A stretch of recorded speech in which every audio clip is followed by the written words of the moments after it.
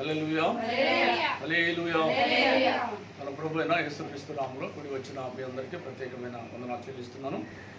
చాలా మంచిది పిల్లరా. ఈ పునరుద్ధాన దినాన్ని బట్టి మనం ప్రభు సన్నిధిని చేరి స్తుతించి గణపరిచి అతి శ్రేష్టమైన దేవుని మాటలు విని, ప్రభు మాటలు విని మనం బ్రతకాలని దేవుని సన్నిధిని చేరి ఉన్నాము.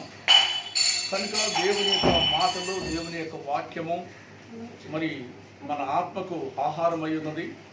దేవుని వాక్యము మన పాదాలకు దీపముగా, మన త్రోవలకు వెలుగుగా ఉంటుంది దేవుని వాక్యము. కనుక దేవుని వాక్యం వింటే మనం బ్రతుకుతాము. అశ్రద్ధ చేస్తే మన ఆత్మ ఏమైంది? చనిపోద్ది. మన ఆత్మ చనిపోద్దని బైబిల్ మనకు తేటగా తెలియజేస్తుంది. కనుక ఈ సమయం ముందు గృహాల్లో ఉండి ఆరాధన చేసుకుంటూ ఉన్నటువంటి వారు కూడా మరి చర్చికి రాలేక ఇళ్లల్లో ఉండి గడుపుతున్నటువంటి ఆరాధిస్తున్నటువంటి వాళ్ళు కూడా మరి దేవుని వాక్యాన్ని విని బలపడాలని, దేవుని వాక్యాన్ని విని ఆదరించబడాలని, ఈ శ్రమకాలంలో ఉన్న మనము ఈ శ్రమకాలంలో మరి దేవుని వాక్యాన్ని విని బలాన్ని తెచ్చుకోవాలి, ధైర్యాన్ని తెచ్చుకోవాలి, నిబ్బరము తెచ్చుకోవాలి. తెచ్చుకొని మనము ముందుకు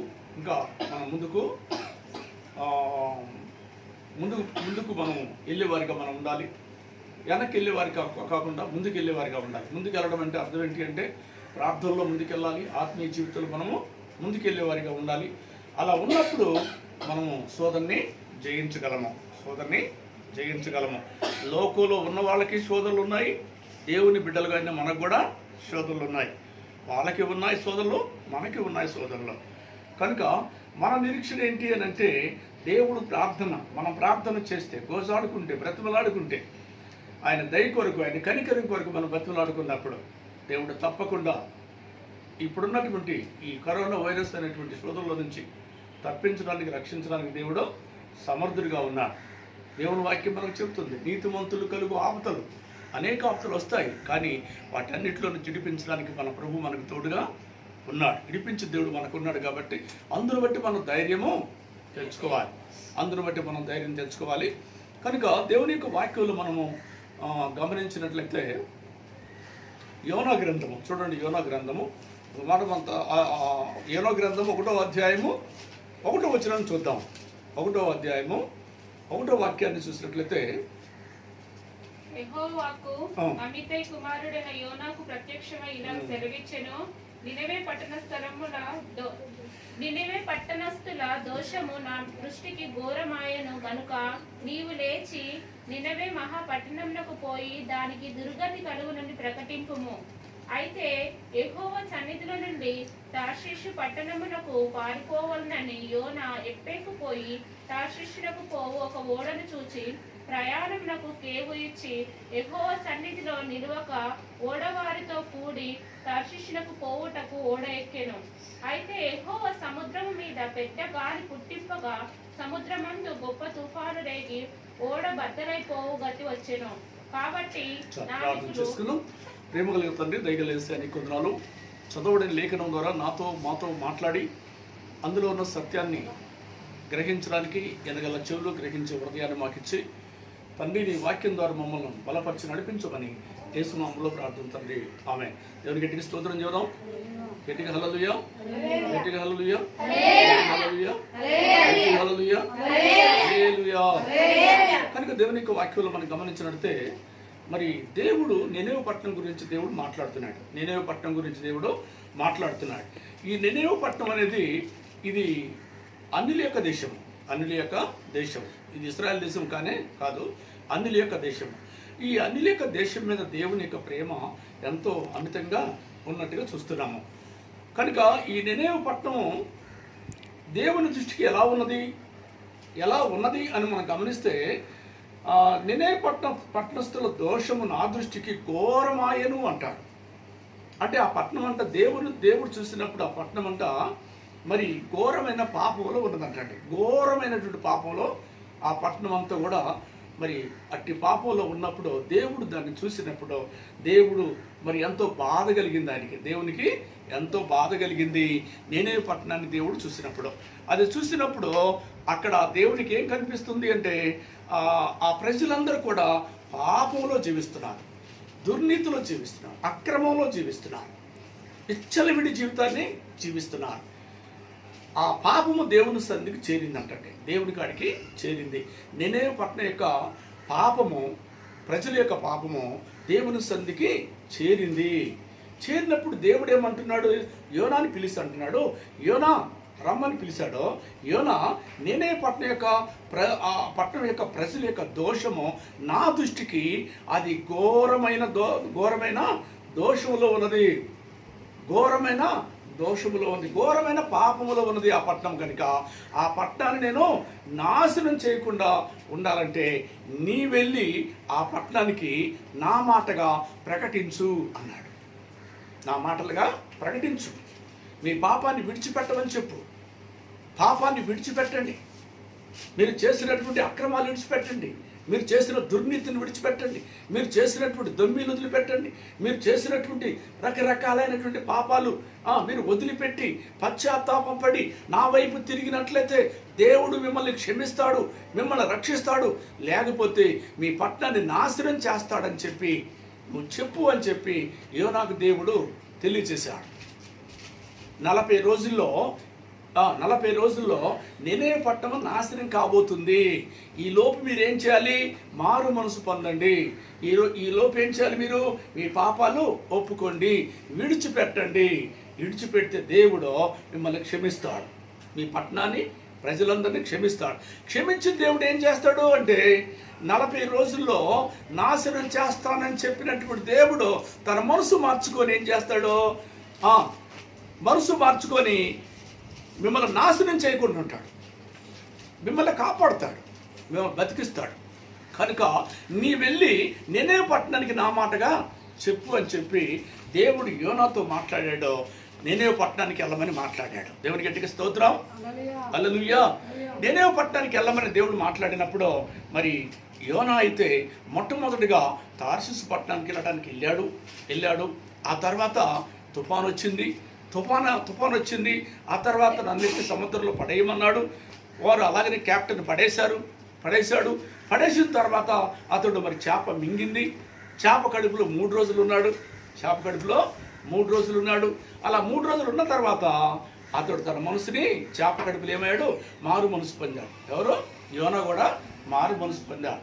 ఎందుకంటే దేవుడేమో తార్షీషు నినెవె పట్టణానికి వెళ్ళమని దేవుడు చెప్తే నినెవె పట్టణానికి వెళ్ళకుండా తార్షీషు పట్టణానికి పారిపోతున్నాడు.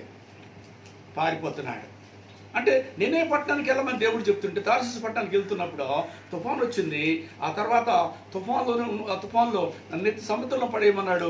సముద్రంలో పడేసినప్పుడు ఒక చేప మత్స్యం వచ్చి మింగేసి చేప కడుపులో ఉన్నాడు అనమాట. యోనా ఎన్ని రోజులు ఉన్నాడు? 3 రోజులు ఉన్నాడు. 3 రోజులు చేప కడుపులో ఉన్నప్పుడు అతడు ఉక్కిరి అయిపోతుంది. ప్రాణం పోవట్లేదు, రావట్లేదు, అంత ఉక్కిరి అయిపోతావు. ఆ భయంకరమైన పరిస్థితుల్లో చేప కడుపులో 3 రోజులు ఉపవాసం ఉండి ఏం తింటాడండి? చేప కడుపులో అంతా నీసే ఉంటుంది కదా. ఆ వాసన దెబ్బకి తట్టుకోలేక ఒళ్ళంతా సీకిపోయిందండి. అంత భయంకర పరిస్థితి అయిపోయాడు 3 రోజుల్లో. ఆ 3 రోజుల్లో తన తప్పును తెలుసుకొని పశ్చాత్తాపం పడి, అయ్యా నువ్వు నినెవె పట్టణానికి వెళ్ళమంటే నేను నినెవె పట్టణానికి వెళ్ళకుండా తార్షీషు పట్టణానికి పారిపోతున్నందువలన నాకు శిక్ష విధించావయ్యా, నన్ను క్షమించండి అని చెప్పి తన తప్పని ఒప్పుకొని పశ్చాత్తాపడి ఇప్పుడు నినెవె పట్టణానికి వెళ్తానయ్యా, నినెవె పట్టణానికి వెళ్ళి నేను ఆ పట్టణంలో నేను సువార్త ప్రకటిస్తాను ప్రభు అని చెప్పి చేప కడుపులు ఎప్పుడైతే తీర్మానం చేసుకున్నాడో ఆ తీర్మానం చేసుకున్న ప్రకారంగా దేవుడు ఏం చేశాడంటే చేపకు ఆజ్ఞాపించాడు. చేప అతను తీసుకెళ్ళి సముద్రం బయట కక్కేయి అన్నాడు.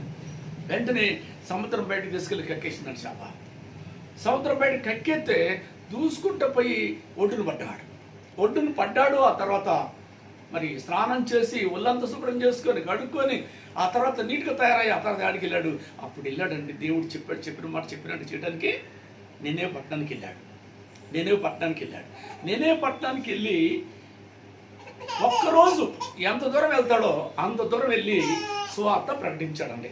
మనం చూసినట్లయితే నినెవె పట్టణానికి వెళ్ళినటువంటి యోనా 3వ అధ్యాయంలో చూడండి, 3వ అధ్యాయంలో 4వ వచనంలో యోనా చదవండి. యోనా పట్టణంలో ఒక దిన ప్రయాణమంత దూరము సంచరించుచు ఇక 40 దినములకు నినెవె పట్టణము నాశనమగునని ప్రకటన చేయగా నినెవె పట్టణము వారు దేవుని యందు విశ్వాసం ఉంచి ఉపవాస దినము చాటించి గనులేమి అల్పులేమి అందరూ గోనె పట్ట కట్టుకొనిరి. ఆ సంగతి నినవే రాజునకు వినబడినప్పుడు అతడును తన సింహాసనం మీద నుండి దిగి తన రాజవస్త్రమును తీసివేసి గోనెపట్ట కట్టుకొని బూడిదలో కూర్చుండెను.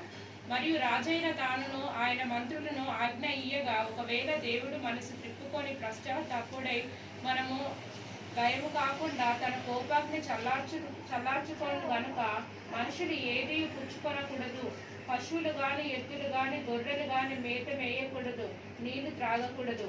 మనుషులందరూ తమ దుర్మార్గములను విడిచి తాము చేయు బలత్కార్యమును మానివేయవలనని మనుషులేమి పశువులేమి సమస్తమును గోనెపట్ట కట్టుకొనవలెను.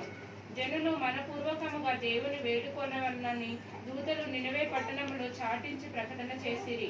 ఈ నినవే వారు తమ చెడు నడతలను మానుకొనగా వారు చేయించిన క్రియలను దేవుడు చూచి పశ్చాత్తాపుడై వారికి చేయుదునని తాను మాట ఇచ్చిన కీడు చేయక మానెను. స్తోత్రం చేద్దాం. హల్లెలూయా. చూడండి, మనం గమనిస్తే మరి నినవే పట్టణం ఎలా ఉంది చెప్పండి. నినవే పట్టణము దేవుని దృష్టికి ఘోరమైన పాపము చేస్తుందంటండి. ఘోరమైన పాపం చేస్తుంది నినవే పట్టణము. పట్టణ ప్రజలందరూ ఎలా ఉన్నారు? ఘోరమైన పాపంలో ఉన్నారు. ఘోరం అంటే దానికి చెప్పడానికి ఇక ఏ దారి లేనటువంటి పాపం అనమాట. అలాగే మరి మన యొక్క ఇండియా ఘోరమైన పాపములో ఉన్నది. ఏమండి, మన ఇండియా ఘోరమైన పాపంలో ఉన్నది.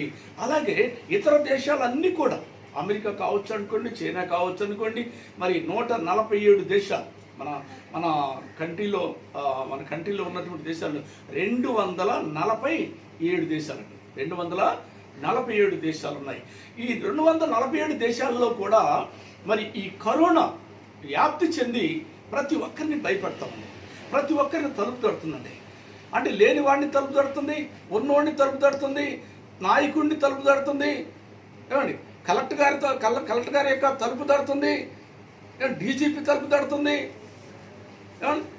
ప్రతి ఒక్కరిని. కోటేశ్వరుడు తలుపు కూడా తడుతుంది. అది అయినా కోటేశ్వరుడు అక్కడికి రావద్దు అంటే ఆగిపోతుందా? ఆగిపోవట్లేదండి.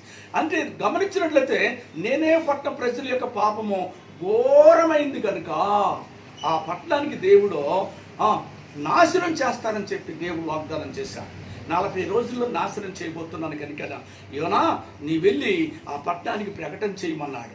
అలాగే గమనిస్తే పిల్లరా, మన దేశాల్లో మరి ప్రతి దేశము కూడా ఘోరమైన పాపంలో జీవిస్తూ ఉంది. ఈ ఇంటర్నెట్ వచ్చిన కాడ నుంచి కూడా మరి ప్రతి దేశంలో కూడా భయంకరంగా ఇచ్చలవిడి జీవితం జీవిస్తున్నారు. భయంకరమైన పాపంలో జీవిస్తూ ఉన్నారు. మనం గమనించినట్లయితే చిన్న పిల్లల్లో కూడా ఏం చేస్తున్నారు? చిన్న పిల్లల్లో కూడా మరి పిల్లలను పాడు చేస్తున్నారు, అక్క చెల్లెల్ని పాడు చేస్తున్నారు, సొంత తండ్రి కూతుర్ని పాడు చేస్తున్నాడు. మరి ఎంత ఘోరము, వరసలేనటువంటి పరిస్థితి, ఘోరమైన పరిస్థితి మన దేశాల్లో ఉన్నది. అందుకేనండి దేశాలన్నిటికీ కూడా ఆనాడు యోనాతో దేవుడు చెప్పాడు, నినవే పట్టణం యొక్క దోషము భయంకరమైన ఘోరమైనటువంటి పాపంలో ఉన్నది, దానికి శిక్ష విధిస్తాను అన్న దేవుడు ఈనాడు అన్ని దేశాలు ఘోరమైన పాపంలో ఉన్నాయి కనుక అన్ని దేశాలకు దేవుడు తీర్పు తీరుస్తానని చెప్పి మీరు మారు మనసు పొందండి, పాపాన్ని ఒప్పుకోండి, విడిచిపెట్టండి అని చెప్పి దేవుడు తన స్వార్థికుల ద్వారాగా ఎందరో భక్తుల ద్వారాగా దేవుడు ప్రకటిస్తూనే ఉన్నాడండి. ప్రకటిస్తూనే ఉన్నాడు. ఏమండి, మనం చూస్తే టీవీల్లో ప్రకటిస్తూనే ఉన్నారు, ఈదు సువార్తలు ప్రకటిస్తున్నారు, సభలు పెట్టి ప్రకటిస్తున్నారు. అనేక రకాలుగా సృష్టికర్త అయినటువంటి దేవుడు యేసుప్రభు వారి నిమిత్తం యేసుప్రభు వారిని పరిశీలన చేస్తున్నారు. మీ పాపాలు ఒప్పుకోండి, పశ్చాత్తాపం పడండి, మీరు ఘోరమైన పాపంలో ఉన్నారు, పాపానికి దేవుడు శిక్ష విధిస్తాడని చెప్పి భూలోకం అంతా కూడా దేవుని సేవకులు, సువార్థకులు, విశ్వాసులు ఎందరో అనేక రీతులుగా వాళ్ళు సువార్త ప్రకటన చేస్తా ఉన్నా కూడా ప్రజలు ఏం చేస్తున్నారండి? ప్రజలు ఏం చేస్తున్నారంటే పెడచెవుని పెడుతున్నారు. దేవుని మాట లెక్క చేయట్లేదండి. దేవుని మాటకు లోపట్టలేదు. దేవుని మాటని ధిక్కరిస్తున్నారు. దేవుణ్ణి పక్కన పెట్టేస్తున్నారు. మా ఇష్టం మాదే అని తిరుగుతున్నారు. మా ఇష్టమే చేస్తాం అని తిరుగుతున్నటువంటి వారిని మనం చూస్తున్నాం. కనుక చూడండి, నినవే పట్టణం అదేది అన్నిలి పట్టణం, అన్నిలి దేశం అది. అన్నిళ్ళు దేవుడు వదిలిపె అన్నిలు ఎవరండి? దేవుని ప్రజలే కదా. అన్నిలు కూడా దేవుని ప్రజలే. కానీ ఆ పట్టణం యొక్క ఆ ఘోరమైన పాపము దేవుడి సన్నిధికి చేరింది. అలాగే మన ఇండియా పాపము, ఘోరమైన పాపము దేవుని సన్నిధికి చేరిందండి. ఇతర దేశాలు, భూలోకంలో ఎన్ని దేశాలు ఉన్నాయో అన్ని దేశాల యొక్క పాపము దేవుని వద్దకు చేరింది, ఘోరమైన పాపాలు. అందుకే పాపానికి దేవుడు ఏం చేస్తున్నాడంటే ఒక భయాన్ని కలిగిస్తున్నాడండి, ఒక తెగుల్ని కలిగించాడండి. కలిగించి ఎందుకు కలిగించేవాడు? ఇప్పుడు నేనే పట్టడానికి 40 రోజులు టైం పెట్టాడు. అంటే ఎన్ని రోజులు? 40 రోజులు టైం పెడితే ఏం చేశాడు యోనా ఒక్కరోజు ఎంత దూరం ప్రయాణం చేయగలడో అంత దూరం తిరిగాడండి. నేనే పట్టణానికి తిరిగాడు. ఎంత దూరం వెళ్ళగలడో అంత దూరం వెళ్ళి ఆయన సువార్త చెప్పినట్టుగా మనం చూస్తున్నాం. యోనా ఆ పట్టణంలో ఒక్క ప్రయాణం అంత దూరము సంచరించుచు ఇక 40 దినములకు నేనేవే పట్టణము నాశనమగునని ప్రకటన చేయగా, ఒక్కరోజు అందరూ వెళ్ళగలడు అంత దూరంలో ఆయన చెప్పుకుంటూ వెళ్తున్నాడు. 40 రోజుల్లో నేనే పట్టణం నాశనం కాబోతుంది.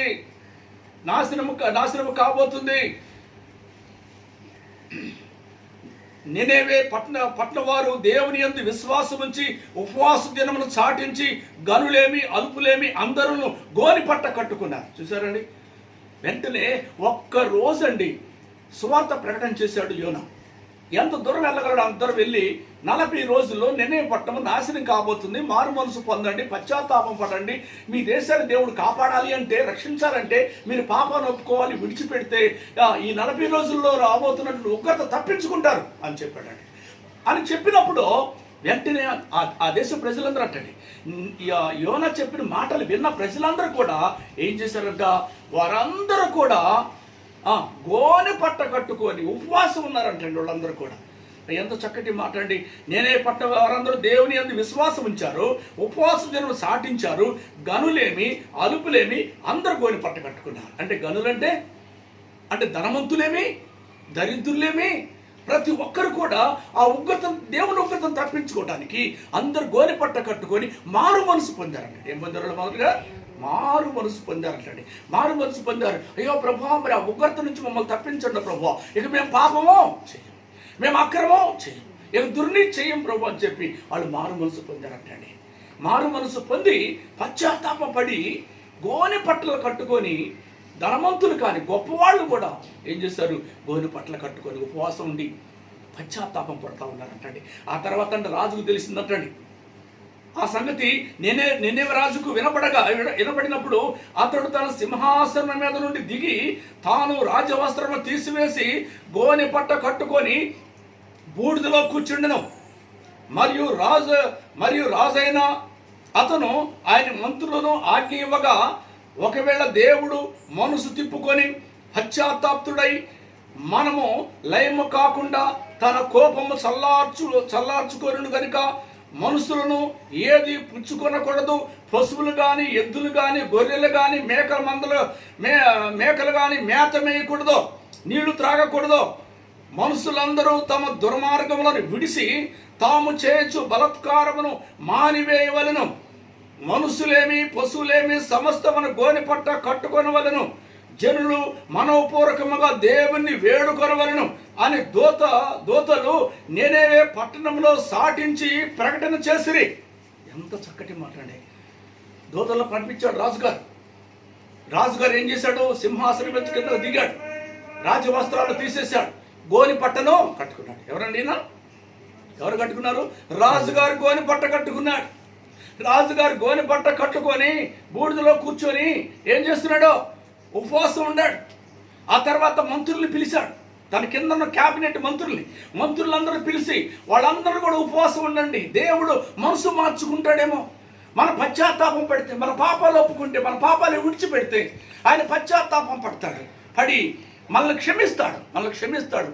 కనుక ఆయన దయ కొరకు, ఆయన కనికరం కొరకు మనం ఏం చేయాలి అంటే మనం ఉపవాసం ఉందాం, పశ్చాత్తాపం పడదామని చెప్పి రాజుగారు చూడండి సింహాసనాన్ని వదిలిపెట్టేశాడండి. దేవుని ఉగ్రత వచ్చిందని చెప్పగానే ఆ ఉగ్రతకు భయపడ్డాడండి. దేవుని ఉగ్రతకి భయపడి సింహాసనం వదిలిపెట్టాడో, రాజవస్త్రాలు తీసి పక్కన పడేశాడో, గోని పట్ట కట్టుకొని ప్రార్థన చేస్తున్నాడు. ఆయన ఒక్కడే కాకుండా దేశ ప్రజలందరూ కూడా ఉపవాసం ఉండాలి, నా ప్రజలందరూ నేను కాపాడుకోవాలి, దేవుని ఉగ్రతకి నా ప్రజల్లో ఎవరు కూడా తప్పిపోకూడదు అని చెప్పి తన దేశ ప్రజలందరూ కాపాడుకోవడానికి ఏం చేశాడండి? రాజుగారు ఏం చేశాడు? తన దేశమంతా కూడా ఉపవాసాన్ని ప్రకటించి మీ పాపములు ఒప్పుకోండి, పశ్చాత్తాపం పడండి అని అందరికి చెప్పాడండి. చాటింపు వేయించాడు. దేశమంతా కూడా చాటింపు వేయించి ఎవరు కూడా గోనె పట్టు కొట్టుకోకుండా ఉండకూడదు. దాంతో మనుషులేమి, పశువులేమి, గాడిదలేమి సమస్తము కూడా నీళ్లు కూడా తాగకూడదు అంటాడు. జంతువులు నీళ్లు కూడా తాగకూడదు, మనుషులు నీళ్లు కూడా తాగకుండా మనం ఉపవాసం ఉందామని చెప్పి కాటిక ఉపవాసాన్ని ప్రకటించాడండి రాజుగారు. ఎందుకో తెలుసా? తన దేశాన్ని కాపాడుకుంటానికండి.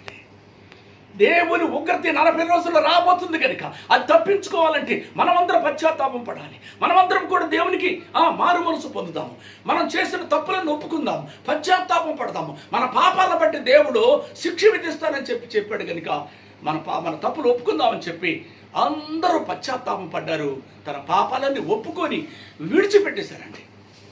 విడిచిపెట్టిన తర్వాత దేవుడు అక్కడ అంటున్నమాట మనం చూస్తారని 10వ వచనంలో, నేనే వారిని తన చెడు నడతలను మానుకొనగా వారు చేయుచున్న క్రియలను దేవుడు చూశాడంటాడు. చూసారా ఏం చేస్తున్నారంటే వాళ్ళందరూ కూడా? ఉగ్రత వచ్చింది అని చెప్పినప్పుడు, 40 రోజుల్లో నాశనం చేయబోతున్నానని దేవుడు చెప్పినప్పుడు, ప్రకటించినప్పుడు ఆ ప్రకటనలు విన్నటువంటి వారందరూ ఏం చేశారంట? వారందరూ కూడా వాళ్ళ చెడు నడతలన్నీ మానుకున్నారంటండి. వాళ్ళ పాపాలని మానుకున్నారంటండి. వాళ్ళు చేసేటువంటి అక్రమాలని మానుకున్నారంటండి. వాళ్ళ దుర్నీతిని మానుకున్నారంటండి. వాళ్ళ పాప జీవితాన్ని ఒప్పుకున్నారంటండి. విడిచిపెట్టారంటండి. ఎప్పుడైతే విడిచిపెట్టినప్పుడు వాళ్ళ క్రియలను దేవుడు చూసి పశ్చాత్తాప్తుడై వారికి చేయదును అనుకున్న తాను మాట ఇచ్చిన కీడును చేయక మానుకున్నాడంటండి. ఎంత గొప్ప దేవుడు అండి! చూసారా ఏమండి? వాళ్ళకి చేద్దాం అనుకున్నటువంటి కీడు చేయకుండా మానుకున్నాడు అంటాడు. దేవుడు పశ్చాత్తాపం పడ్డాడు అంటాడు. అయ్యో ఏదైనా నేను చంపయింది. వీళ్ళు చూడు, ఒక్కరోజు ప్రయాణం అంత దూరంలో యోనా ప్రకటన చేయగా ఆ మాట వినగా రాజుకు వర్తమానం తెలియగా రాజు దిగివచ్చి దేశమంతా కూడా ప్రకటించి అందరూ ఉపవాసం ఉండి నీళ్లు కూడా తాగకుండా భోజనం మానేసి వాళ్ళ పాపాలు ఒప్పుకొని పశ్చాత్తాపం పడుతున్నారు కనుక ఇటు వారిని నేను నాశనం చేయకూడదని చెప్పి దేవుడు తన మనసుని మార్చుకున్నాడు అంటాడు. పశ్చాత్తాపం పడి మనసును మార్చుకున్నాడు అంటాడు. ఇక వాళ్ళకి హాని చేద్దాము, వాళ్ళ నాశనం చేద్దాం అనుకున్నటువంటి దేవుడు వెంటనే దాన్ని వెనక్కి తీసుకున్నాడు అంటాడు. వెనక్కి తీసుకున్నాడు కనుక ఏం జరిగిందండి? ఆ దేశం అంతా కాపాడబడింది కదా, ఆ దేశం అంతా రక్షించబడింది కదా. దేవుని శాపం ఆ దేశం మీద నుంచి తొలగించుకున్నారు కదండి వాళ్ళు.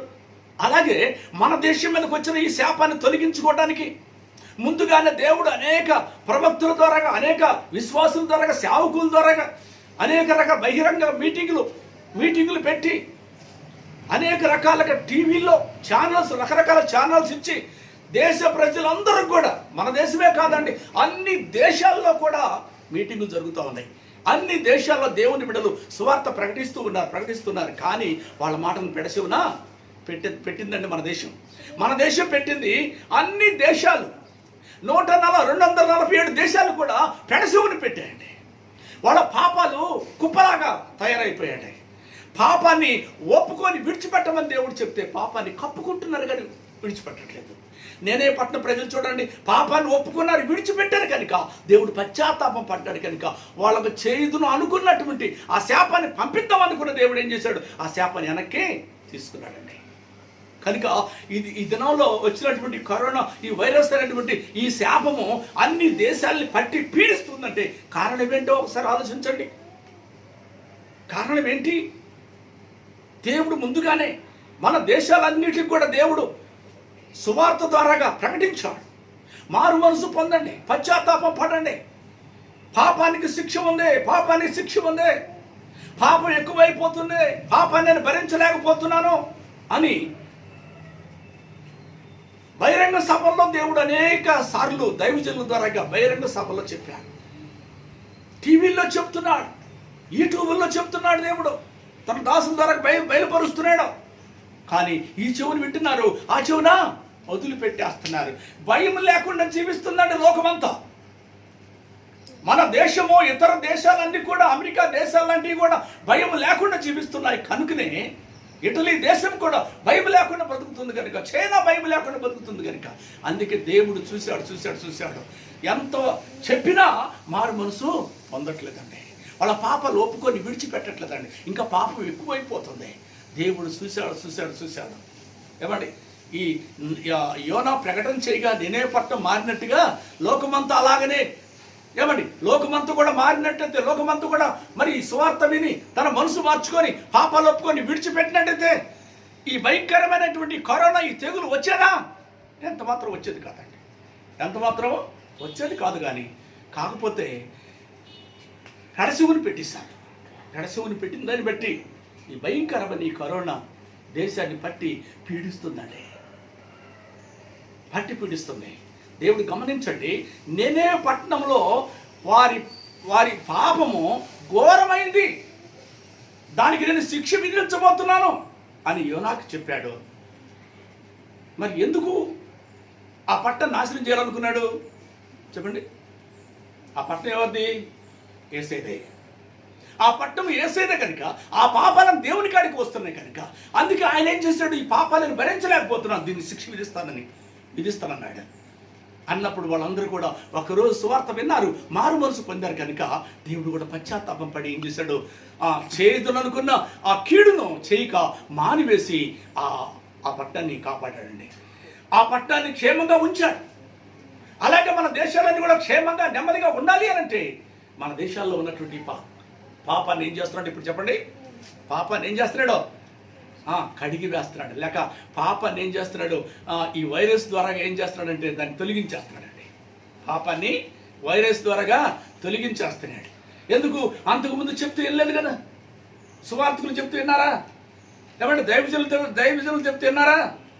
దైవజనులు చెప్తుంటే ఇలా గ్రామాల్లో కూడా రానికుండా కొడుతున్నారు. మేము చేసేది ఏమని చేసుకోండి, మీ సువార్త మాకు వద్దని కొడుతున్నారు. సభలు పెడుతుంటే సభల కాడికి వచ్చి, మీటింగులు పెడుతుంటే మీటింగుల కాడికి వచ్చి మీటింగులు పెట్టి వాళ్ళని కూడా కొడుతున్నారు. పాస్టర్స్ని కూడా ఏం చేస్తున్నారు? పాస్టర్స్ని కూడా కొడుతున్నారు.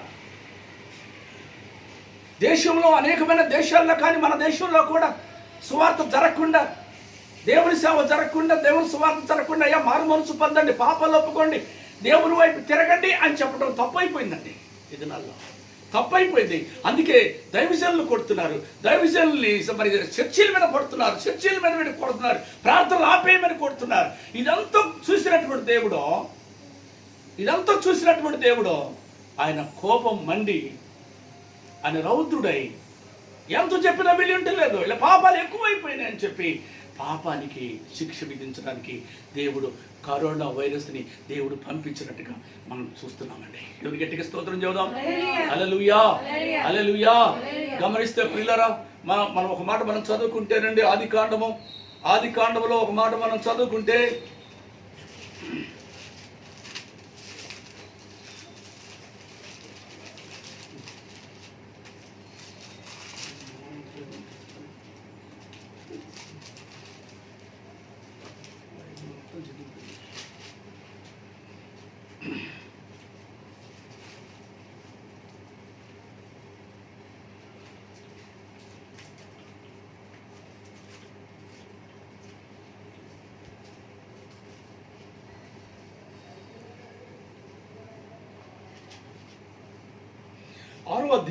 ఆది కాండం 6వ అధ్యాయము 6వ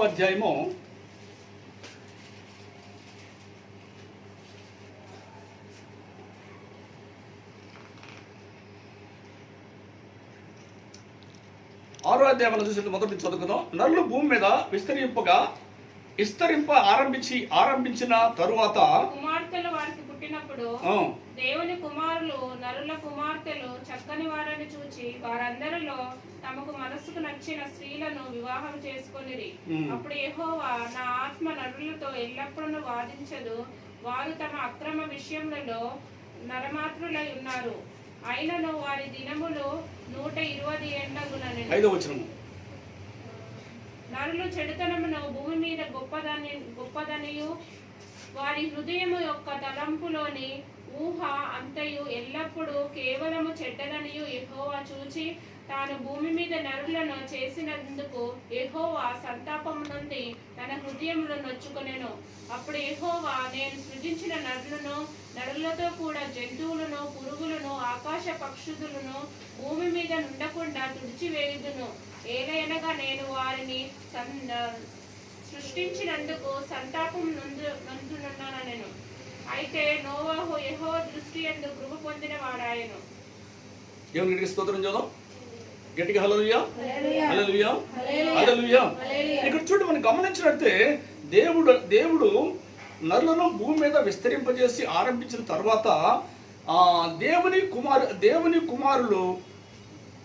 కుమార్తెలు పుట్టినప్పుడు దేవుని నరుల కుమార్తెలు చక్కని వారిని చూసి వారందరినీ తమకు మనసు వచ్చినట్టుగా వారిని వివాహాలు చేసుకున్నారంటండి. ఇక్కడ చూస్తే దేవుని గట్టిగా స్తోత్రం చేద్దాం. దేవుని నరుల కుమార్తెలను చక్కని వారని వివాహాలు చేసుకున్నారంటండి. ఇక్కడ మనం చూస్తే దేవుడు కుమారులు ఉన్నారు, లోకస్తులు ఉన్నారండి. దేవుని కుమారులు స్త్రీలు చక్కని వారని చూసి వాళ్ళని వివాహాలు చేసుకున్నారంటండి. దాన్ని బట్టి దేవుడు ఏం చెప్తున్నాడు అని అంటే, అప్పుడు యెహోవా నరుడి ఆత్మ నరులతో ఎల్లప్పుడూ యెహోవా నా ఆత్మ నరులతో ఎల్లప్పుడూ వాదించదు. వారు తమ అక్రమ విషయాల్లో నరమాతృలై ఉన్నారు. ఏమై ఉన్నారంటండి? నరమాతృలై ఉన్నారు. కనుక ఎల్లప్పుడూ వాదించదు. వారు తమ అక్రమ విషయంలో నరమాతృలై ఉన్నారు. అయినను వారి దినములు తక్కువ చేస్తారన్నాడు. 120 చేస్తానని చెప్పాడండి. తర్వాత అంటాడు 5వ వచనంలో, నరులు చెడుతనం భూమి మీద గొప్పదనియు వారి హృదయం యొక్క తలంపులన్నీ కూడా ఊహాంతి ఎల్లప్పుడూ కేవలం చెడ్డదనియు యెహోవా చూసి తాను భూమి మీద నరులను చేసినందుకు యెహోవా సంతాపం నుండి తన హృదయంలో నొచ్చుకున్నాడు అంటాడు. ఏం చేశాడు అంటండి? నొచ్చుకున్నాడు. నోవహు కాలంలో ఆ దినంలో ఉన్న ప్రజలందరూ వారు చేసేటువంటి హృదయంలో ఘోరమైన పాపాలు చేస్తూ ఉన్నారంటండి. ఆ ఘోరమైనటువంటి పాపాలు దేవుని సన్నిధికి చేరినప్పుడు దేవుడు వారిని చూసి తన మనసు అంటే నొచ్చుకుందంటాడు. తన మనసును దేవుడు నొచ్చుకుంది. అక్కడ అంటాడు యెహోవా సంతాపం నొందాడు అంటాడు. తన హృదయంలో నొచ్చుకొనెను. అప్పుడు యెహోవా, నేను సృజించిన నరులతో కూడా జంతువులను, పురుగులను, ఆకాశ పక్షులను భూమి మీద ఉండకుండా తుడిసివేయుదును అనుకున్నాడు. ఎందుకంటే భూమి మీద వారి పాపము ఘోరమైందిగా ఉన్నది కనుక, అందుకే దేవుడు పాపానికి శిక్ష విధించడానికి ఏం చేశాడు? దేవుడు పాపానికి శిక్ష విధించడానికి ఈ ఘోరమైన పాపములో ప్రజలందరూ జీవిస్తున్నారు కనుక, వాళ్ళ పాపం నా సన్నిధికి చేరింది కనుక వాళ్ళ పాపాన్ని నేను భరించలేకపోతున్నాను. పాపాన్ని ఏం చేస్తాను? జలప్రళయం ద్వారాగా తుడిచివేస్తాను అనుకున్నాడు. ఏం చేస్తాను అనుకున్నాడు? తుడిచివేస్తాను అనుకుని దేవుడు అలా అంటాడు. మళ్ళీ 7వ వచనంలో ఏమంటాడు? ఆకాశ పక్షులను భూమి మీద ఉండకుండా తుడిసివేయుదును. ఎలయనగా నేను వారిని సృజించినందువలన సంతాపం నొందుతున్నాడు. ఎందుకంటే దేవుడు తన ప్రజలను సృష్టించినందుకు దేవుడు ఏం చేస్తున్నాడు? సంతాపం నొందుతున్నాడు. ఆనాడు నోవహు కాలంలో కూడా దేవుడు సృజించిన ప్రజలు ఇష్టానుసారంగా జీవిస్తూ ఉంటే, ఇష్టానుసారంగా పాపంలో బ్రతుకుతుంటే, పాపాన్ని చూస్తున్న దేవుడు తట్టుకోలేక వారందరూ అంటాడు, దేవుడే నొచ్చుకుంటున్నాడు వారు చేసిన పాపాలకి. వారు చేసిన అక్రమాలు దేవుని సన్నిధికి చేరుతుంటే అవి తట్టుకోలేక ప్రభువారు ఏం చేస్తున్నాడంటే, ఇక వీళ్ళందరూ ఏం చేయాలి అంటే మనుషుల్ని, జంతువుల్ని, పురుగుల్ని సమస్తము కూడా నీటి ద్వారా ఏం చేయాలి? మొత్తం నిర్మూలము కడిగి వేయాలి. ఈ పాపాన్ని నేను కడిగి వేయాలి అనుకొని దేవుడు పశ్చాత్తాపపడ్డ దేవుడు ఆ తరములో ఉన్నటువంటి ప్రజలందరినీ కూడా నాశనం చేయాలి. జీవం కలిగిన ప్రతి దాన్ని నాశనం చేయాలనుకున్నాడండి. అనుకొని నోవాహుతో అన్నాడు, నోవాహు, ఈ తరము వారిని నీవే నా ఎదురు నీతిమంతులుగా కనపడుతున్నావు కనుక నీవు ఓడని సిద్ధపరచుకో. నువ్వు ఓడలోకి వెళ్ళు. నీవు నీ కుటుంబాన్ని నేను రక్షించబోతున్నాను. భూమి మీద ఉన్న జీవం కలిగిన సమస్తాన్ని నేను ఏం చేయబోతున్నాను? జల ప్రళయముతో నాశనము చేయబోతున్నాను. కనుక నీ కొరకు ఓడను తయారు చేసుకోమన్నాడు. దేవుడు చెప్పినట్టుగా నోవాహు ఓడను తయారు చేసుకున్నాడు. ఓడను తయారు చేసుకుంటూ కూడా 120 సంవత్సరాలు దేవుడు ఏం చేసి చెప్పండి? ఆలస్యం చేశాడంటే. చూసారా దేవుని ప్రేమ ఎంత ఉన్నతమైన ప్రేమ చూసారా. వాళ్ళని నాశనం చేస్తానని చెప్పాడు, ఓడ తయారు చేసుకోమని కూడా చెప్పాడు. అయినా కూడా ఒకళ్ళ మనసు మార్చుకుంటారేమో, వాళ్ళ తప్పులు ఒప్పుకుంటారేమో, పాపాన్ని విడిచిపెడతారేమో, వాళ్ళ బ్రతకడం నాకు ఇష్టము, వాళ్ళు బ్రతకడం నాకు ఇష్టం, వాళ్ళు చనిపోవడం నాకు ఇష్టం కాదు, వాళ్ళు బ్రతకడం నాకు ఇష్టం అని చెప్పినటువంటి దేవుడు తెలుసు అని చెప్తున్న దేవుడు 120 సంవత్సరాలు ఏం చేశాడు, ఆయన దీర్ఘశాంతాన్ని చూపించాడండి. దీర్ఘశాంతాన్ని చూపించి 120 సంవత్సరాలు నోవాహు అనేక దేశాలన్నీ ఆ ప్రాంతాలన్నీ తిరిగాడు అందరికి చెప్పాడు అంటాడే. జలప్రళయం రాబోతుంది, దేశమంతా కూడా నాశనం కాబోతుంది, జంతువులు కానీ పురుగులు కానీ జీవం కలిగిన ప్రతి ఒక్కటి కూడా నాశనం కాబోతుంది. కనుక దేవుడు ఈ జలప్రళయంలో మీరు నాశనం కాకుండా ఉండాలంటే, ఈ జలప్రళయం నుంచి మీరు తప్పించబడాలంటే, మీ కుటుంబాలు రక్షించబడాలి అని అంటే మీరందరూ కూడా పాపాలు ఒప్పుకోండి, పశ్చాత్తాపం పడండి. ఇక్కడ నుంచి టీవీలు చూడకండి, ఎందుకు ఇక్కడ నుంచి టీవీలో చెడు చూడగాకండి, బూతు మాటలు మాట్లాడగాకండి, వ్యభిచరించకండి, దొంగతనాలు చేయకండి, ఇక్కడ మాటలు అక్కడ చెప్పకండి. మీ జీవితాలు మార్చుకోండి, మీ బ్రతుకులు మార్చుకోండి, మారు మనసు పొందండి, పశ్చాత్తాపం పడండి. దేవుడు కనికరిస్తాడు, దేవుడు దయ చూపుతాడు. దేవుడు జలప్రళయం రప్పిస్తానని దేవుడు పశ్చాత్తాపడి మీ పాపాలు ఒప్పుకొని పశ్చాత్తాపం మీరు పడితే దేవుడు కూడా పశ్చాత్తాపం పడి ఆయన ఆ ఉగ్రతని వెనక్కి తీసుకుంటాడు. కనుక మీరు మారు మనసు పొందండి, పశ్చాత్తాపం పడండి అని 120 సంవత్సరాలు ప్రకటన చేస్తే ఒక్కరు కూడా మారు మనసు పొందలేదంటాడు, ఒక్కరు కూడా పశ్చాత్తాపం పడలేదంటాడు. ఇంకా నోవాహును హేళన చేశారు, అపహాసం చేశారు, హేళన చేశారు. అయితే నోవాహు మాత్రమో తన కుటుంబం అందరూ కలిసి ఏం చేశారు, ఓడను తయారు చేసుకున్నారు. ఓడ అయిపోయిన తర్వాత దేవుడు అన్నాడు, నోవాహు ఓడలోకి వెళ్ళు, సమయం వచ్చేసింది, ఓడలోకి వెళ్ళమన్నప్పుడు వెంటనే నోవాహు ఓడలోకి వెళ్ళగా ఆ తర్వాత జంతువులు ఆడమగ పెట్టల్లో ఆడమగ సమస్తములో పురుగుల్లో కూడా ఆడమగ, ఇప్పుడు భూమి మీద ఎన్ని రకాల జంతువులు ఎన్ని రకాలు ఉన్నాయో అన్నీ కూడా ఆడమగ అన్నీ కూడా ఓడలోకి వచ్చేసాయండి. అన్నీ ఓడలోకి వచ్చేసాయి. ఆ తర్వాత దేవుడి లాక్ చేశాడు బయట లాక్ చేశాడు. ఆ తర్వాత ప్రచండ వర్షం కురుస్తుంది, భూమి యొక్క అగాధ జలాలు దేవుడు తెరిచాడు, ఆకాశం యొక్క తూములు తెరిచాడు. ఆకాశం యొక్క తూములు తెరిస్తే ఆకాశం నుంచి వర్షము, కింద నుంచి జలాలు, అలా మొత్తం పర్వతాలు మునిగేలాగా వచ్చేసాయి. అయితే ప్రజలందరూ ఏమయ్యారంటే తల్లిజాడ పిల్లకి లేక, పిల్లజాడ తల్లికి లేక, చెట్టుకొకరు పట్టుకొకరు మరి కొట్టుకొని పోయారు. ఒక్కళ్ళు కూడా మిగలేదండి, ఒక జంతువు కూడా మిగలేదు, ఒక పురుగు కూడా మిగలేదండి.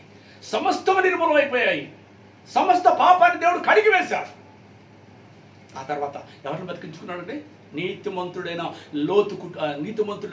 నోవాహు కుటుంబాన్ని బ్రతికించుకున్నాడు. నోవాహు కుటుంబం బ్రతికించుకున్నాడు. 120 సంవత్సరాలు ప్రకటిస్తే మారు మనసు పొందనందువలన దేవుని ఉగ్రత నోవాహు కాలంలో వచ్చింది. వారందరూ కొట్టుకొని పోయారు. చూసారా, ఈ దినాల్లో కూడా మనం గమనిస్తే ఎందుకు ఈ విధమైనటువంటి భయం ఒక దేశానికి కాదు కదండి, అన్ని దేశాలకు భయం వస్తుందండి. కారణం ఏంటి? ఆ దినాల్లో నోవాహు 120 సంవత్సరాలు ప్రకటన చేస్తే ఎవరైనా మారలేదండి. మారినందువలన దేవుని ఉగ్రత వచ్చిందా లేదా? వచ్చింది. అలాగే ఈ దినము కూడా దైవజనులు ఎంత చెప్పినా కూడా వింటున్నారా మాట? దైవజనుల మాట వింటలేదు. సువార్త చెప్పడానికి గ్రామాల్లోకి వచ్చిన వారిని కూడా ఏం చేస్తున్నారు?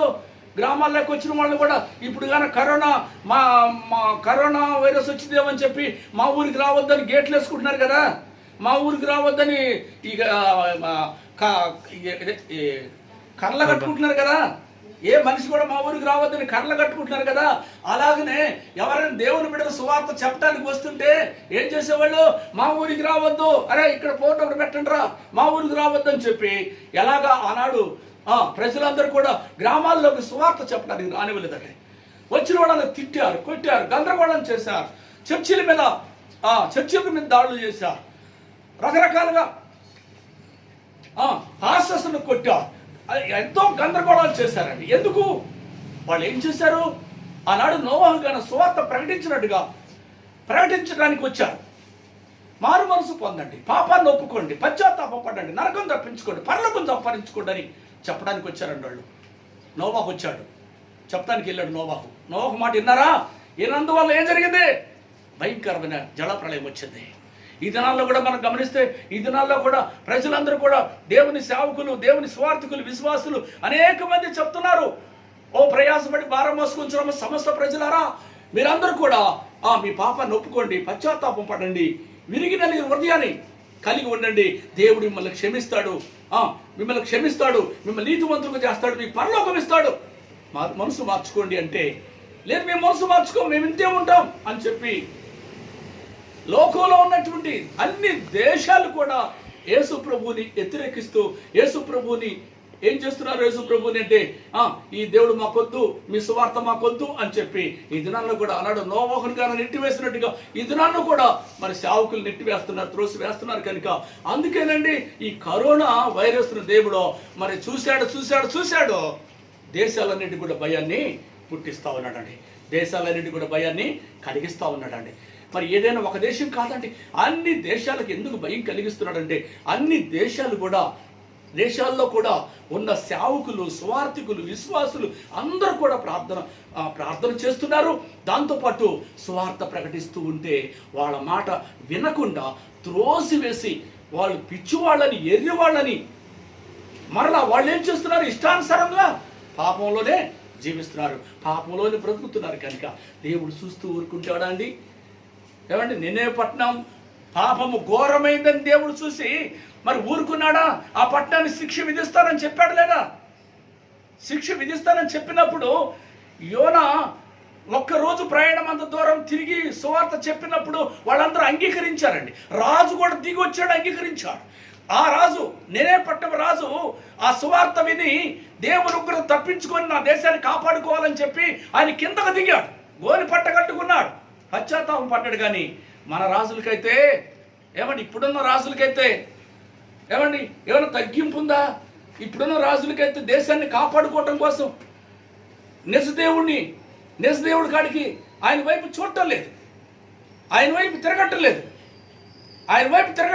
చూడలేదు. కానీ శరీరానుసారంగా కట్టడి చేయాలనుకుంటున్నారు, శరీరానుసారంగా భౌతికంగా కట్టడి చేయాలనుకుంటున్నారు. కానీ వాళ్ళ వల్ల కాటలేదండి. కానీ చూడండి, సువార్త నమ్మినటువంటి రాజు సింహాసనం మీద కింద దిగి వచ్చాడు, రాజవస్త్రాలు తీసేశాడు, గోని పట్ట కట్టుకున్నాడు, తన మంత్రులందరూ గోని పట్ట కట్టుకున్నారు. తర్వాత ఆ దేశంలో ఉన్న జంతువులన్నీ కూడా ఉపవాసం ఉన్నాయి, పాపాన్ని ఒప్పుకున్నారు, విడిచిపెట్టారు. కనుక దేవుడు అది చూసిన దేవుడు ఏం చేశాడో, ఉగ్రత రప్పిస్తారని చెప్పిన దేవుడు పశ్చాత్తాపం పడి అంటే మానేశాడంటాడు. మానేసి ఆ దేశాన్ని కాపాడాడు దేవుడు. దేవుడి గట్టిగా స్తోత్రం చెబుదాం. హల్లెలూయా, హల్లెలూయా. అలాగే అనేకమైన దేవుని బిడ్డలు కూడా అనేక సార్లు దేవుని వాక్యం ద్వారాగా మీరు మారు మనసు పొందండి, పశ్చాత్తాపం పడండి, ఇంకా మీరు పరిపూర్ణతలకు రాలేదు, ఇంకా మీ జీవితం మారలేదు, ఇంకా మీరు ప్రార్థన లేదు, మీకు భక్తి లేదు, బైబిల్ చదవటం లేదు, నామకార్థంగా జీవిస్తున్నారు.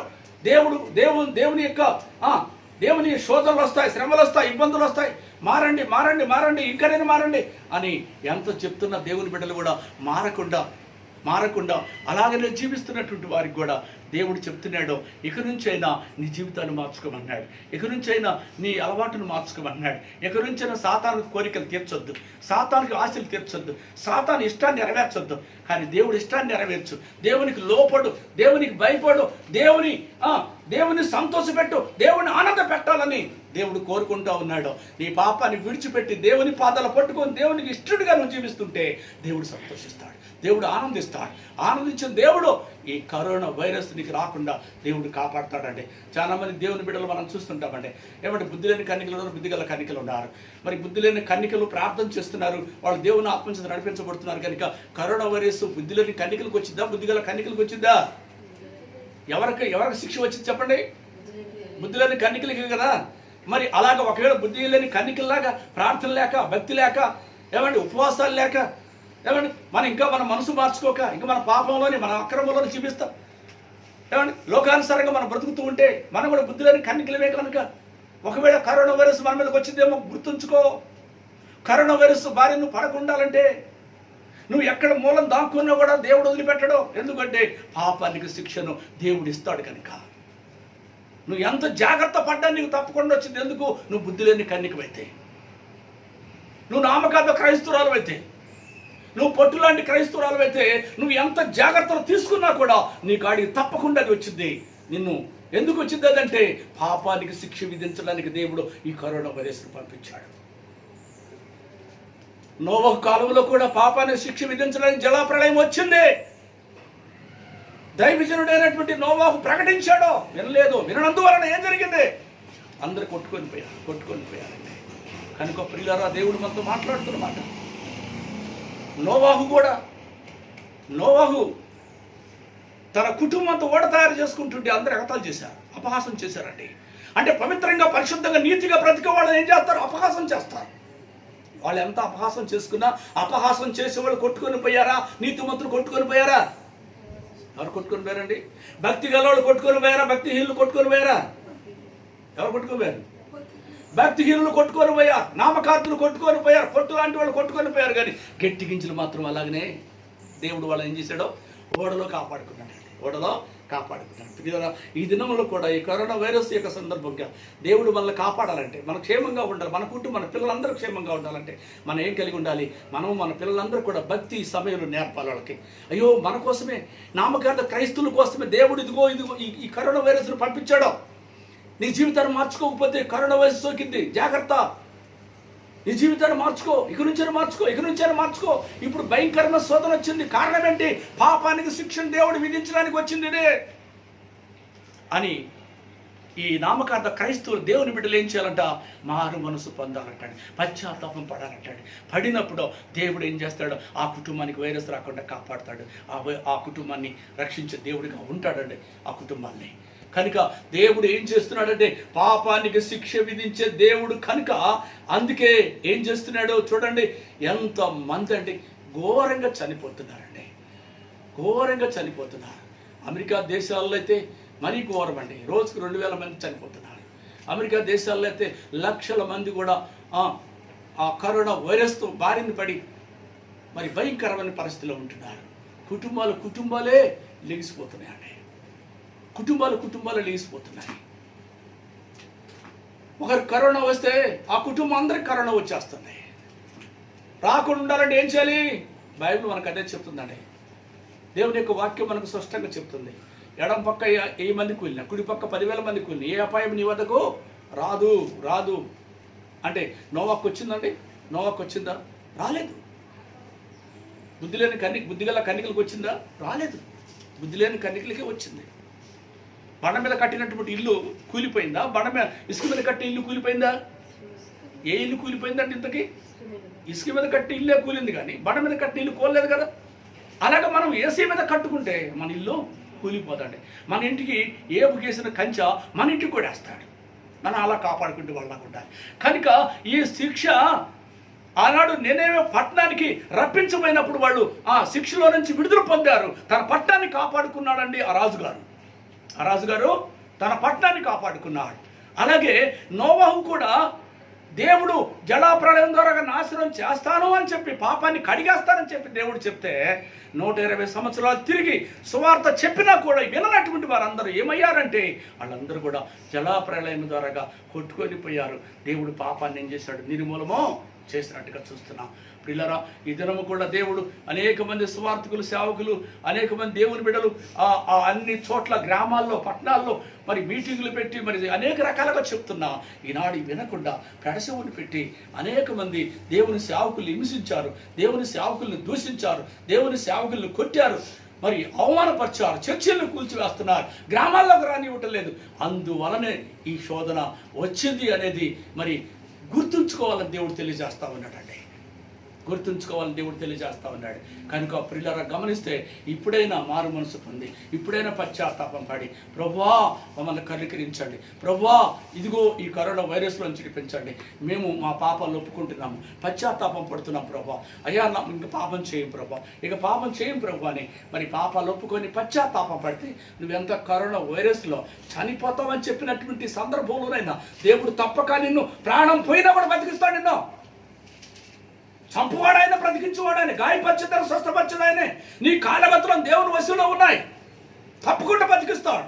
ఆయనకి ఏం కావాలి? మారు మనసు కావాలి, నీ పాపాలు ఒప్పుకోవటం కావాలి. నువ్వు బెడ్ మీద ఉండి కరోనా వైరస్తో బెడ్ మీద ఉండి కూడా నువ్వు పశ్చాత్తాపడి, అయ్యా పాపిని, నా పాపాలు క్షమించయ్యా, నన్ను బ్రతికించయ్యా, నీ సాక్షిగా నేను బ్రతుకుతానయ్యా అని నువ్వు ఒప్పుకుంటే చాలు, తప్పకుండా దేవుడు నిన్ను బ్రతికిస్తాడు. బ్రతికించి లోకంలో నిన్ను గొప్ప సాక్షిగా ప్రభు నిలబెట్టుకుంటే దేవుడిగా నీకుంటాడు.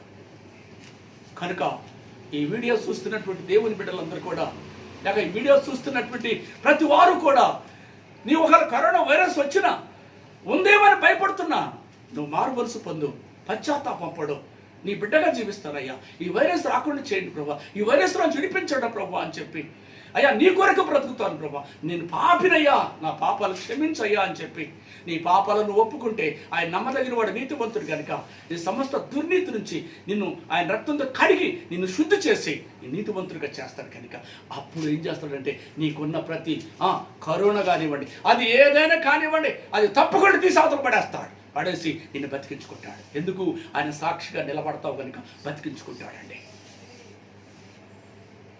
బతికించుకుంటే దేవుడు ఆయన ఎలాంటి వాడు మనం గమనిస్తే, లాజరు చనిపోయిన 4 రోజులైన సమాధి చేశారు.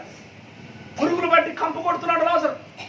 సమాధి కాడికి వెళ్ళిన తర్వాత యేసుప్రభు అంటాడు, ఆ రాయి తీసేయండి, బండ తీసేయండి అన్నాడు. ఆ బండ సమాధి మీద బండ తీసేయగానే లాజరు లేచిరమ్మన్నాడు. వెంటనే చనిపోయిన లాజరు, పురుగులు బట్టి కంప కొట్టి లాజరు దిక్కని పైకి లేచి నిలబడ్డాడండి. ఎంత అద్భుతం చూసారా? ఎందుకంటే చంపువాడు ఆయనే, మళ్ళీ బ్రతికించువాడు ఆయనేనండి.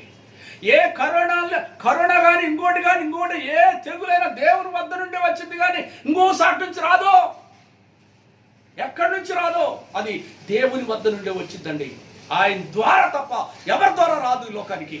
ఎందుకంటే మనమందరము దేవుని స్వరూపందు, దేవుని పోలిక చొప్పున, దేవుని జీవాత్మ కలిగిన వారి మన మీద అధికారం దేవుడిదే అధికారం. ఈ లోకంలో ఎవరికి అధికారం లేదండి. ఏ తెగులు వచ్చినా అది దేవుడి వద్ద నుండి వచ్చింది. కనుక ఏం చేయాలి? కనికరం కొరకు, దేవుని కనికరం కొరకు, దేవుడి దయ కొరకు. ఎన్నాళ్ళయ్యా నీ మాట వెళ్ళలేదు, నీ ఇష్టానుసారంగా జీవించాం, పాపంలో ఉన్నాం ప్రభా. అందుకే ఇదిగో ఈ శిక్ష, మాకు ఈ కరోనా శిక్ష అనేది వచ్చింది ప్రభా. కనికరించి ఈ కరోనా వైరస్లో నుంచి నేను మమ్మల్ని విడిపించండి. ఈ కరోనా వైరస్ రాకుండా మా కుటుంబానికి కాపాడండి. చాలామంది ఏం చేస్తుంది చెప్పండి? కరోనాను గద్దించండి అయ్యా, కరోనాను నాశనం చేయండి, కరోనాను చంపేయండి, కరోనాని కాల్చేయండి అంటాం మనం. అంటే కాల్చేయండి అంటే పంపించింది ఆయనే పంపించాడు. ఆయనే పంపించినప్పుడు ఏం చేయాలి మనం చెప్పండి? ఒక ఆయన మనకు అప్పిచ్చాడండి. అప్పిచ్చినప్పుడు ఏం చేయాలి? ఆయన్ని ఆ అప్పు తర్వాత చిన్నదానం కడతారని చెప్పి బ్రతిమలాడుకోవాలి. ఆయన్ని బ్రతిమలాడుకోవాలా? ఈ అప్పు నాశనం అయిపోను, ఈ అప్పు అదే అయిపోను, ఇదే అయిపోను అంటే ఆయన ఏమవుతాడు చెప్పండి? బాధపడతాడు పడ్డా కదండి. దేవుడే పంపించాడు. పంపించినప్పుడు మనం ఏం ప్రార్థన చేయాలి? ప్రభా నీ దయ, నీ కనికరమయ్యా, నీ కనికరంతో దయం చేయ, దయచూపు ప్రభా, కనికరం చూపు ప్రభా, జాలి చూపు ప్రభా. అయ్యా మీ మానవులు ప్రభా, అయ్యా నువ్వు మరి ఇంత తీవ్రంగా ఈ కరోనా వైరస్ని పంపిస్తే మానవులు మేము తట్టుకోగలవా ప్రభా? కనికరించడం ఆయన, దయచూపండి ప్రభా. ఈ కరోనా నుంచి విడిపించయ్యా, దేశ ప్రజలందరూ విడిపించయ్యా, రాష్ట్ర ప్రజలందరూ విడిపించయ్యా. కరోనా జబ్బులో ఉన్న వాళ్ళని కూడా ప్రభా కనికరించండి, వాళ్ళని దర్శించయ్యా, వాళ్ళకి మారు మనసు ఇవ్వండి, వాళ్ళ నరకానికి వెళ్ళకుండా ప్రభా వాళ్ళని బతికించండి, వాళ్ళని రక్షించుకోండి ప్రభా అంటే అప్పుడు దేవుడు ఏం చేస్తాడు? రక్షించుకోమని ప్రార్థన చేస్తుంది కనుక దర్శించి రక్షించుకుంటాడు. ఆయన కనికరం అనమాట. ఆయన కనికరం కొరకు మనం ప్రార్థన చేయాలి. దెయ్యం పట్టినోడు వచ్చాడు అనుకోండి, యేసునామమున దెయ్యం కాలిపోవును గాక, యేసునామమున దెయ్యం దహించబడును గాక అంటాం. అది వేరది. ఇది దేవుడు పంపించినటువంటి తెగులు. దాన్ని ఏం చేయాలి? ప్రభువుని బతిమలాడుకొని దయ కొరకు, కనికరం కొరకు మనం ప్రార్థన చేయాలి. ఆయన కనికరించి దయ చూపించి ఏం చేస్తాడంటే ఈ కరోనా వైరస్ మన కుటుంబానికి రాకుండా, మనకు రాకుండా కూడా మనం ఏం చేయాలి? ప్రభువా నీ దయ ద్వారాగా, నీ కనికరం ద్వారాగా నా కుటుంబం చుట్టూ నీ అగ్ని ఖర్చు వేయండి ప్రభా. నా పిల్లల మీద కరోనా రాకుండా చేయండి తండ్రి, నా మీద కరోనా రాకుండా చేయండి, నా ఇంటి వారు అందరూ కూడా కరోనా రాకుండా చేయండి నాయన. అయ్యా నీ కృప మా మీద ఉంచయ్యా, నీ దయ మా మీద ఉంచయ్యా. కరోనా రాకుండా చేయండి అయ్యా, కరోనా రాకుండా చేయండి అయ్యా, కరోనా రాకుండా చేయండి అయ్యా. అయ్యా అయ్యా అయ్యా అయ్యా అయ్యా అయ్యా అయ్యా ఏమన్నా బ్రతిమలాడుకోవాలి, కనికరం కొరకు బ్రతిమలాడుకుంటే నా బిడ్డ బ్రతిమలాడుకుంటుందని చెప్పి ఏం చేస్తాడో వెంటనే ఆ ఇంటి చుట్టూ కంచి వేస్తాడు, ఆ ఇంటికి వెళ్ళి వెళ్ళిపోమంటాడు. ఆయన నీకు దయ కొరకు బ్రతిమలాడుకోవాలండి. అలా చేసినప్పుడు దేవుడు తప్పకుండా అద్భుతాలు చేసి ఏమండి గొప్ప కార్యాలు చేసి దేవుడుగా ఉన్నాడు. కనుక దేశాలన్నిటికీ కూడా భయాన్ని, వణుకును, మరణాలని ఎందుకు కలుగుతున్నాయో ఒక్కసారి ఆలోచించేయండి. ఎందుకు కలుగుతున్నాయి? పాపానికి వచ్చు జీతము మరణము అని బైబిల్ చెప్తుందండి. అందుకే పాపము, లోకమంతా పాపంలో ఉంది కనుక అందుకే పాపాన్ని ఏం చేస్తున్నాడో పాపానికి తీరుస్తానికి ఈ వైరస్ను పంపించాడు దేవుడు. కనుక ఈ పాపాన్ని ఒప్పుకొని పశ్చాత్తాపం పడితే ఏం చేస్తాడు? మళ్ళీ పశ్చాత్తాపం పడి దేవుడు క్షమించేస్తాడు. క్షమించి ఈ తెగులను దూరం చేస్తాడండి. ఈ తెగులు దూరం చేసేస్తాడండి. చూడండి, మనం గమనిస్తే అమెరికా గడగడలాడిపోతుంది. అమెరికాను చూసి అందరు గడగడలాడుతున్నారు. అమెరికా దేశం అంటే అందరికి భయం. కానీ ఇప్పుడు ఎవరికి భయం కలుగుతుంది? అమెరికా దేశానికి దేవుడు భయాన్ని కలగజేశాడంటే ఎవరి వల్ల ఇది ఇట్లా? అమెరికా దేశం అంతా పాపంలో జీవిస్తుంది కనుక, పాపానికి శిక్ష విధిస్తున్నాడు కనుక, అక్కడున్న సైంటిస్టులు కానీ అక్కడున్నటువంటి వైద్యులు కానీ ఎవరు కూడా ఆ వ్యాధిని కనుక్కోలేని పరిస్థితి అండి. ఎందుకు అలా కనుక్కోలేకపోతున్నారు అంటే అది దేవుడు పంపించిన జబ్బు కనుక. అది దేవుడు అనుమతిస్తేనే ఒక వ్యాధికి ముందు కనుక్కోగలుగుతారు, లేకపోతే ఎవరి వల్ల కానే కాదండి. దేవుడు అనుమతి ఇచ్చే అంతవరకు ఏ మనిషి కూడా మెడిసిన్స్ కనుక్కోలేడో. అప్పుడు దాకా ఆ వైరస్ ఉంటూనే ఉండదు. కానీ కనికిరము, దయ, మనసు మార్చుకొని పశ్చాత్తాపం పడ్డప్పుడు దేవుడు కూడా పశ్చాత్తాపం పడి ఏం చేస్తాడంటే వెంటనే ఆ కరోనా వైరస్కి మందుని ఎవరికొకరు కనిపెట్టేలాగా చేస్తాడు. వెంటనే దాన్ని తోలేస్తాడు.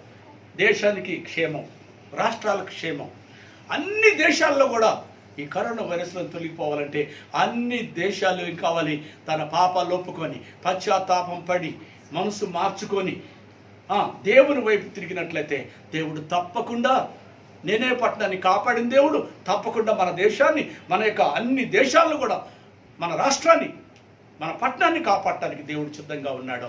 కనుక అలాగా మనసు మార్చుకొని మరి అలాగా ప్రార్థన చేసినప్పుడు తప్పకుండా దేవుడి కార్యాలు చేస్తే.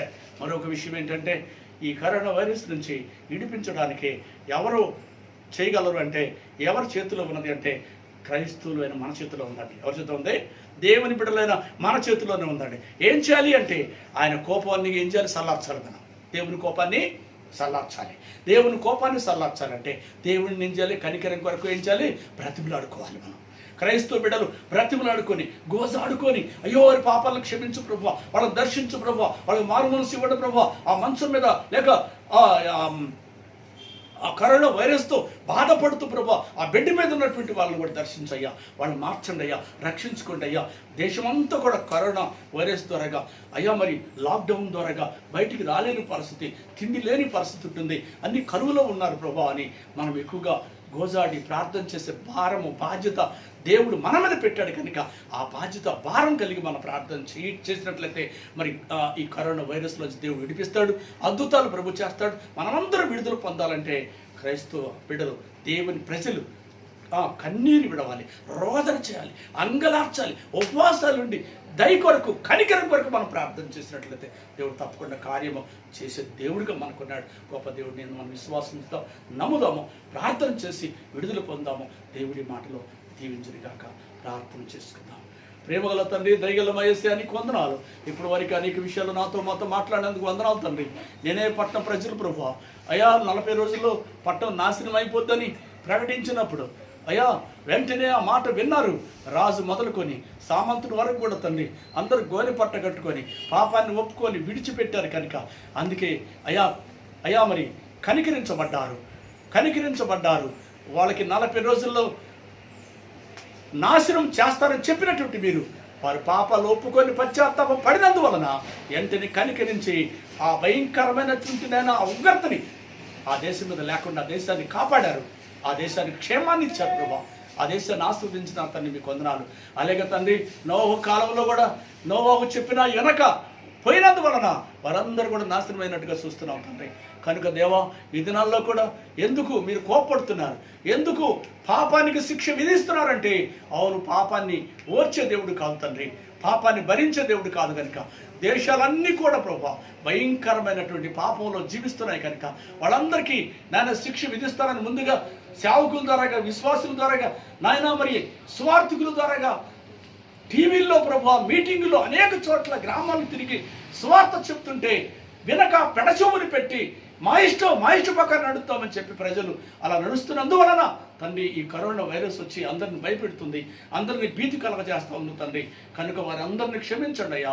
ఎవరైతే సేవకులను దూషించారో, ఎవరైతే తండ్రి ప్రభా మరి దేవా మరి ఆయా గ్రామాల్లోకి రానివ్వకుండా, ఎవరైతే ప్రభు మరి ఈ సువార్త విని కూడా పెడశవును పెట్టి తండ్రి మరి సేవకులను హింసిస్తూ అనేకులను ఇబ్బంది పెట్టినటువంటి వారు ఉన్నారు తండ్రి, అట్టి వారందరిని క్షమించమని ప్రార్థన చేస్తున్నాము. మా దేశాన్ని క్షమించండి ప్రభా, ఇతర దేశాలను క్షమించండి ప్రభా, మా రాష్ట్రాన్ని క్షమించండి ప్రభా. క్షమించిన ఆయన అయ్యా ఇదిగో ఈ భయంకరమైనటువంటి ఈ వైరస్ల నుంచి, ఈ కరోనా వైరస్ల నుంచి విడిపించి మా రాష్ట్రానికి తండ్రి శాంతి ఇవ్వండి, మా రాష్ట్రానికి సమాధానం ఇవ్వండి, మా రాష్ట్రాన్ని దీవించండి, మా రాష్ట్రాల్లో మరణాలు లేకుండా సహాయం చేయండి తండ్రి, మా దేశంలో మరణాలు లేకుండా సహాయం చేయండి తండ్రి, మా దేశ ప్రజలందరూ క్షేమంగా ఉండాలని సహాయం చేయండి తండ్రి. అయ్యా మీకు వందనాలు ప్రభా. మోడీ గారు ఎంతగానో ప్రయాసపడుతున్నారు తండ్రి. అయ్యా మరి ఆయన మీరు దీవించండి, ఆయన ప్రయాస వ్యర్థం కాకుండా ప్రభా మా దేశమంతా కూడా తండ్రి క్షేమంగా ఉండడానికి సహాయం చేయమని ప్రార్థన. కేసీఆర్ గారు కూడా ఎంతగానో ప్రయాసపడుతున్నారు ప్రభా, ఆయన కూడా మీరు ఆస్వాదించండి ఆయన. అయ్యా మా తండ్రి మరి మా రాష్ట్రమంతా కూడా వైరస్ నుంచి విడిపించి కార్యం జరిగించమని ప్రార్థన చేస్తున్నాము తండ్రి. మీకు వందనాలు. అధికారులు ఎంతో ప్రయాసపడుతున్నారు ప్రభా. అయ్యా నా తండ్రి డాక్టర్లు ఎంతో ప్రయాసపడుతున్నారు తండ్రి. మీకు వందనాలు. మరి అయ్యా దేవానికి వందనాలు. పోలీసు వ్యవస్థ ఎంతో మరి ప్రయాసపడుతున్నారు, ఎంతో భారం వహిస్తూ ఉన్నారు. అయ్యా వారందరిని దీవించడం, కుటుంబాలను ఆస్వాదించమని ప్రార్థన చేస్తూ తండ్రి మీకు వందనాలు చెల్లించుకుంటూ నాయన క్రైస్తవులను మేమందరము కలిసి నాయన మరి ప్రభుత్వానికి లోపడుతూ ప్రార్థన చేస్తూ తండ్రి ఈ గొప్ప కరోనా నుంచి విడుదల పొందడానికి మేము ప్రార్థన చేసే భారము బాధ్యత మా మీద ఉంది తండ్రి. అలాగా ప్రతి ఒక్కరూ అలా చేయడానికి సహాయం చేసి మహిమ పొందమని మమ్మల్ని మా కుటుంబాలు మీ చేతుల్లో పెట్టుకుంటూ, ఎవరైతే నాయన మా తండ్రి మా బిడ్డలు మా ఆత్మీయ పిల్లలందరూ కూడా తండ్రి మరి చర్చికి దాకా ఇళ్ళలో ఉంటున్నా బిడ్డలందరూ కూడా జ్ఞాపకం చేసుకోండి. పేరు పేరున ప్రతి ఇంటిని దర్శించి మా ఆత్మీయ బిడ్డలందరూ దర్శించండి. వాళ్ళకి నోటి నిండా సంతోషం, నోటి నిండా ఆనందం, నాయన సమాధానం, ఆరోగ్యాలు, కరోనా వైరస్ ఎవరి మీదకి రాకుండా కాపాడి మీరు మహిమ పొందమని మరలా తిరిగి మేమందరం కలిసి ఆరాధించుకోవడానికి సహాయం చేయమని యేసు నామములో ప్రార్థన చేసి పెట్టుకుంటున్నాం తండ్రి. ఆమేన్. మన తండ్రి అయిన దేవుని యొక్క ప్రేమ, కుమారుడు కృప, పరిశుద్ధాత్మ యొక్క అన్యోన్య సావాసము ఇప్పుడు ఎల్లప్పుడూ సదాకాల సకల పరిశుద్ధులు కూడిన మనందరికీ దేవుని ఆత్మనిత్యము తోడయుండి ఈ కరోనాల నుంచి దేవుడు విడిపించి అందరము ఆనందంగా సంతోషంగా ఆరాధన చేసుకుందుము గాక. ఆమేన్. ఆమేన్. ప్రభునామములందరికీ వందనాలు. Praise lord.